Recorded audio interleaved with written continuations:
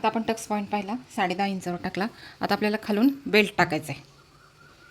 तर इथपासून आपण बेल्ट, आता आपली 17 इंच उंची या ठिकाणं, तर हा झाला 1 इंच, 2 इंच आणि 3 इंच.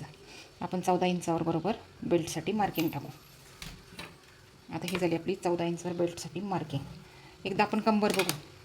आपली कंबर किती आहे? 34. तर 34चा चौथा भाग किती होतो? 8.5 इंच या ठिकाणी आणि 1.5 इंच शिलाई मार्जिन.